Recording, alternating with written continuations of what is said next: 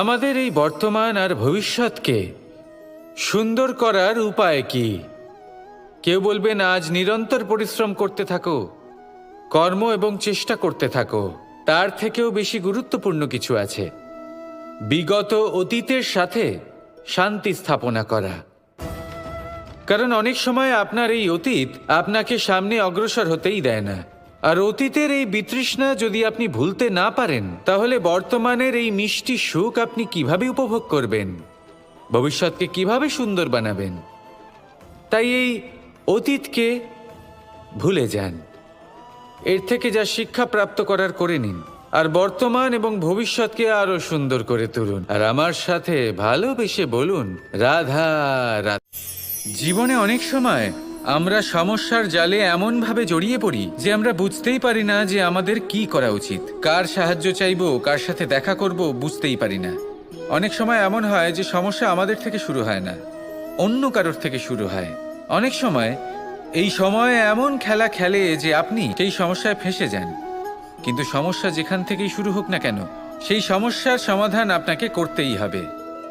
অনেক সময় মানুষ এমন বলেন, আমার অতীত এত বাজে, সেটা শুধরে কি হবে? এই ভুলটাই তারা করে বসেন। দেখুন, আগে যা হয়ে গেছে, যা শুধুই অতীত, যা সত্য তা কখনো বদলানো যাবে না। কিন্তু এটাও সত্যি যে এখন থেকে সামনের যে পথ, সেটাও আপনার হাতে রয়েছে।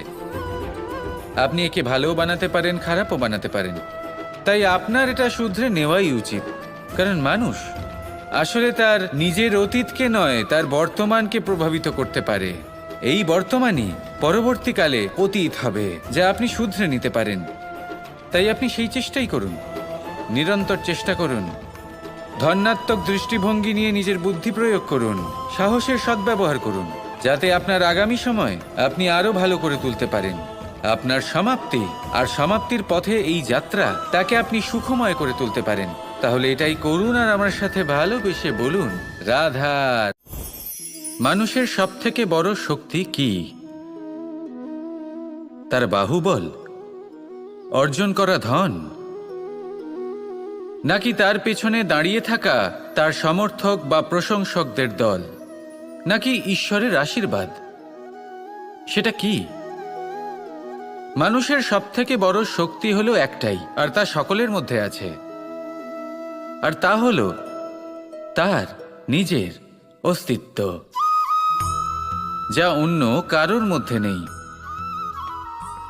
সংসারে অনেক লোক রয়েছেন, কিন্তু কেউ আপনার মতো নন।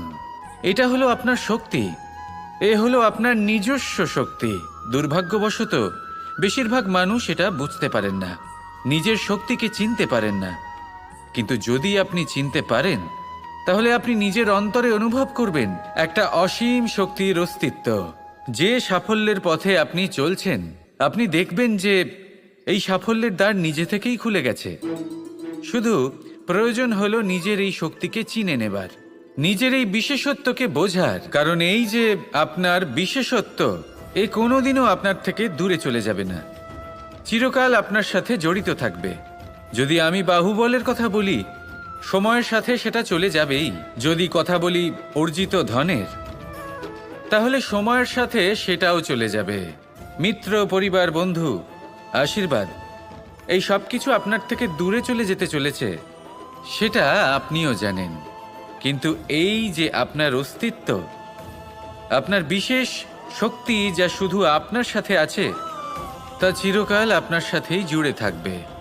দরকার হলো শুধুমাত্র এটা চিনে নেওয়ার, নিজের উপর বিশ্বাস রাখার, আর জীবনে এগিয়ে চলার। আপনি যদি এটা করেন, তাহলে সবাই এটা দেখে আপনার থেকে শিক্ষা নেবেন। অমৃত আসলে কি? আমরা সবাই জীবনে অমৃত লাভ করতে চাই, কিন্তু এই অমৃত আসলে কি? এ কি অমরত্ব লাভ করার কোনো মন্ত্র, নাকি সামনে এগোনোর কোনো পথ? নাকি অমৃত সেই রস যা অসুর আর দেবতারা সমুদ্র মন্থন করে লাভ করেছিলেন? নাকি সেই ওষুধ যা ঋষি মুনিরা ভ্রমণ করে খুঁজে বের করেছিলেন? অমৃত যদি কিছু হয়, তাহলে তা হলো আশা। কখনো কোনো মাতাকে দেখুন, উনি নিজের সন্তানকে কত আগলে রাখেন, তার যত্ন নেন, তার পালন পোষণ করেন। এই আশা নিয়ে যে পরবর্তী জীবনে এই সন্তান খুব বড় কিছু করবে, ওনাদের খুব ভালোবাসবে। এবার আগামী দিনে কি হতে চলেছে তা আমরা জানি না, পরমুহূর্তে কি হতে চলেছে তা আমরা জানি না, আগামী মুহূর্তে আপনি জীবিত থাকবেন কিনা সেটাও আমরা জানি না। কিন্তু আমরা অনেক বছরের পরিকল্পনা বানিয়ে ফেলি, সেটা অবশ্য মন্দ নয়। দেখুন, জীবন যাপন করার এই আশা, এটাই ভবিষ্যতের আধার হতে পারে। তাই এই আশা হলো গুরুত্বপূর্ণ, তাই একে নিজের সাথেই রাখুন। কথায় আছে যে যে ব্যক্তি নিরাশ হয়ে পড়েন, যার মধ্যে কোনো আশা বাকি থাকে না, তিনি হয়তো বেঁচে আছেন কিন্তু একটা মৃত জীবন যাপন করছেন। তাই এই আশার সঙ্গ কখনো ত্যাগ করবেন না, একে চিরকাল নিজের সাথেই রাখুন। জীবন আনন্দময় হয়ে উঠবে, আর এই হৃদয় তা ভালোবেসে বলবে রাধা রাধা। বৃষ্টির জল যখন মেঘের দ্বারা টিপ টিপ করে ঝরে পড়ে তখন কি ভালো লাগে, তাই না? শুধু যে এই আবহাওয়া ভালো করে তুলে তাই নয়, এই মাটিতে সমাহিত হয়ে একটা অত্যন্ত সুন্দর গন্ধ উৎপন্ন করে। এই লতাপাতা, এই বৃক্ষ এদের জীবন দান করে, এদের পুষ্ট করে তোলে, আর তার সাথেই অনেক জীবের কল্যাণ করে। কিন্তু ভাবুন, যখন বজ্রপাত হয় তখন কি হয়? এই সমস্ত জলের ফোঁটা অনিয়ন্ত্রিত হয়ে যায়, একটা ভয়ানক বন্যার রূপ নিয়ে নেয়, যা শুধুমাত্র মহাবিনাশ করে। এর সারমর্ম কি? এর সারমর্ম হলো কর্ম করুন, কিন্তু তার নিয়ন্ত্রণ রেখে। যদি আপনি নিয়ন্ত্রণে না থাকেন, তাহলে আপনিও জীবনরূপী এই বর্ষার পরিবর্তে ভয়ানক বন্যার রূপ ধারণ করবেন। এবার বিকাশ ঘটাবেন নাকি বিনাশ, সিদ্ধান্ত হলো আপনার। যদি বিকাশ ঘটাতে চান, তাহলে নিজের কর্মের সাথে সাথে নিজের মনকেও নিয়ন্ত্রণ করতে শিখুন। এই মনকে সংযত করুন, একে নিয়ন্ত্রণে রাখুন, নিজের কর্মকে নিয়ন্ত্রণে রাখুন, ভারসাম্য বজায় রাখুন, আর আমার সাথে ভালোবেসে বলুন রাধা রাধা। কখনো ঘোড়া আর তার ঘোড়সওয়ারিকে দেখেছেন? ঘোড়ার ডান এবং বাম দিকে যেন একটা পর্দা লাগানো থাকে। তার কারণ কি?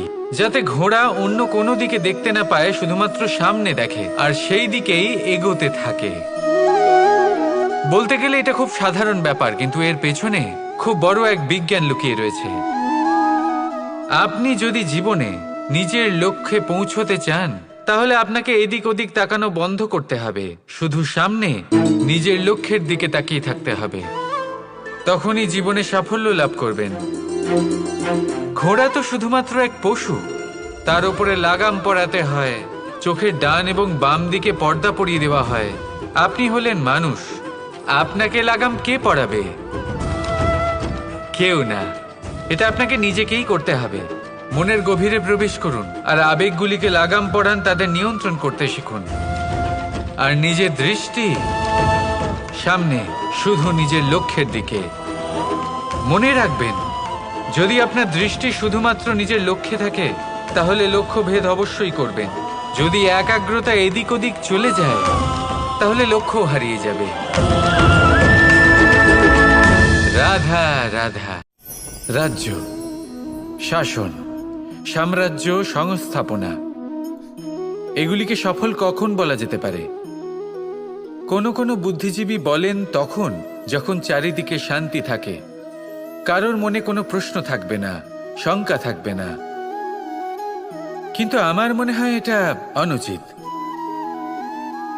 কোনো রাজ্যের পক্ষে বা কোনো শাসনকালে সবথেকে বড় সংকট তখন আসে যখন সবথেকে বেশি যোগ্য ব্যক্তি বা সবথেকে বেশি বিদ্বান ব্যক্তিও শুধু মুখদর্শক হয়ে বসে থাকেন।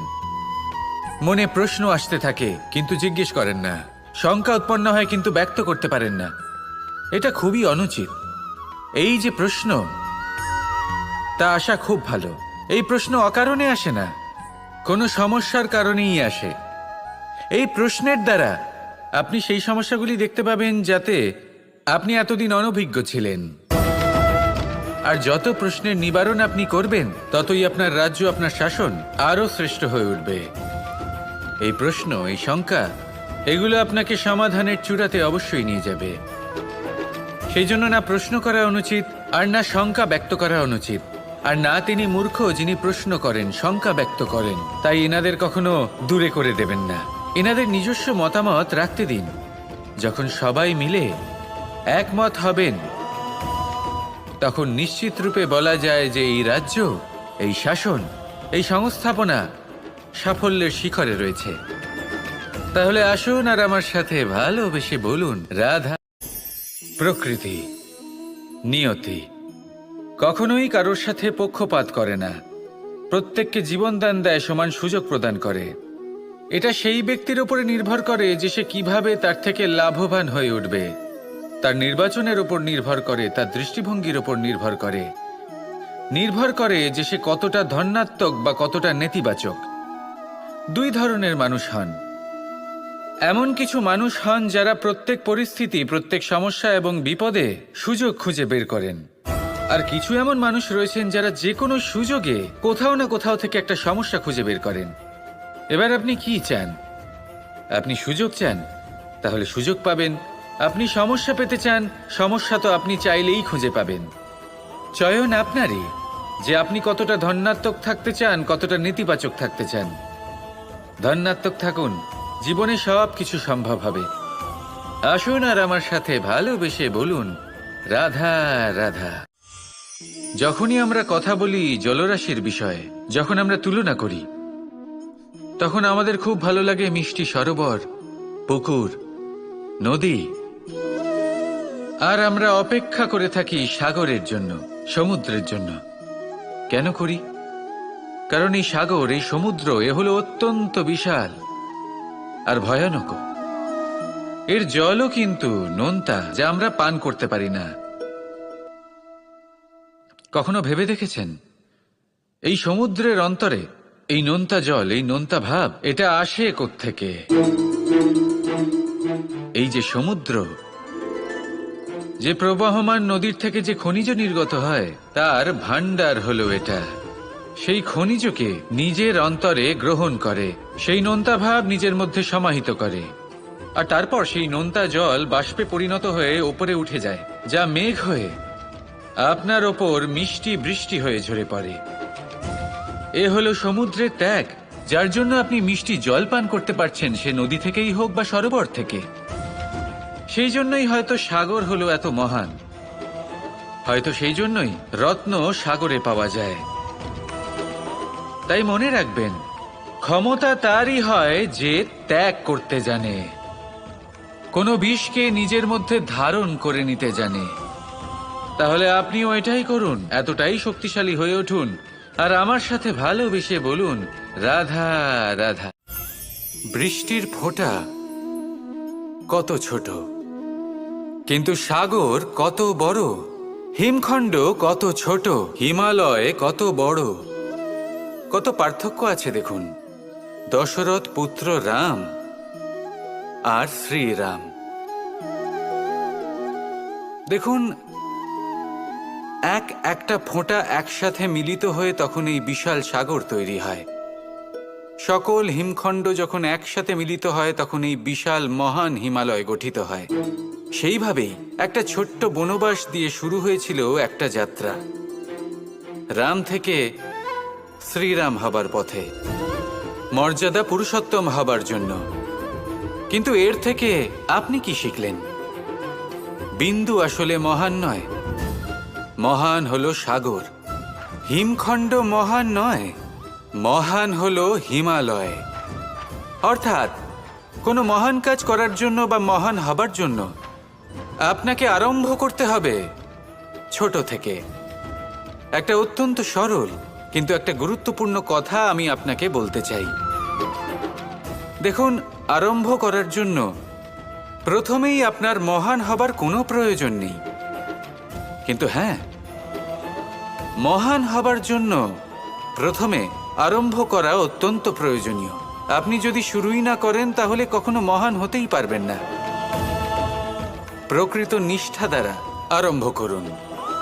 আপনার পদক্ষেপ, আপনার কর্ম যতই ক্ষুদ্র হোক না কেন, তা করতে থাকুন, নিরন্তর চেষ্টা করতে থাকুন। তারপর দেখবেন এই যে মহানুভবতা নিজে পথ চলে আপনার কাছে আসবে। জীবন, এই জীবন আসলে কি? এ হলো জন্ম থেকে মৃত্যু পর্যন্ত এই সময়। কিছু মানুষ এটা বলে থাকেন যে এই যে নিঃশ্বাস নিচ্ছি, এই হলো জীবন। আর প্রত্যেক ব্যক্তি, প্রত্যেক প্রাণী, তাদের নিঃশ্বাস নির্ধারিত থাকে, নির্দিষ্ট হয়ে থাকে। তাকে সেই নির্ধারিত নিঃশ্বাস নিতেই হয়। তারপর তিনি মৃত্যু লাভ করেন। কিন্তু এটা কি সত্যি? সত্যি কি মনুষ্য জীবন এই নিঃশ্বাসের উপর নির্ধারিত থাকে? এই নিঃশ্বাসের গণনাই কি মনুষ্য জীবনের অস্তিত্ব? কখনোই নয়। মনুষ্য জীবন শুধু কিছু নিঃশ্বাস নয় যা একদিন থেমে যাবে। মনুষ্য জীবন হলো সেই নিঃশ্বাসের মধ্যেকার সেই সময় যা দেখে অন্য কারোর নিঃশ্বাস স্তব্ধ হয়ে যেতে পারে। সেই মুহূর্ত যেখানে মানুষ আপনার মধ্যে সেই প্রেম দেখতে পারে, আপনার সাহস দেখতে পারে, আপনার শক্তি দেখতে পারে, আপনার চেষ্টা দেখতে পারে, আপনার পরিশ্রম দেখতে পারে, অন্যায় আর দুর্নীতির বিরুদ্ধে আপনার যুদ্ধ দেখতে পারে। জীবনে গুরুত্বপূর্ণ সেই মুহূর্ত, সেই সময় যেটা আপনি বেঁচে আছেন। সেই সময়ে আপনি এই সংসারের অন্য ব্যক্তিদের জীবন বাঁচার একটা দিশা দেখাতে পারেন, একটা প্রেরণা যোগাতে পারেন, শক্তি দিতে পারেন, আশা দিতে পারেন। তাই জীবনে এটাই করুন। এমন একটা জীবন যাপন করুন যা অন্যের জন্য আদর্শ হয়ে থাকে। এটাই করুন আর আমার সাথে ভালোবেসে বলুন, রাধা রাধা।